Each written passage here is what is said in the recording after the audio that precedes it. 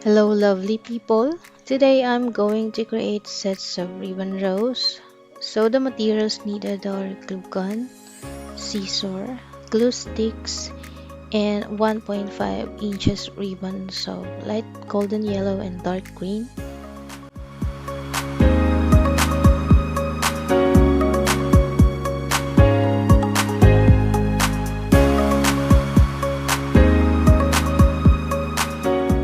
So to start, cut the ribbon in 90 centimeters long.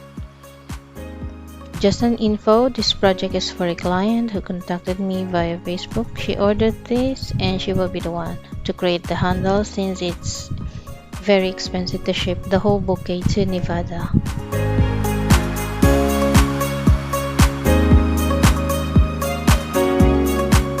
So I prepared 34 ribbons to make this process faster. So just follow along on this video. If you have questions, just comment below. I hope you find this tutorial fun and easy.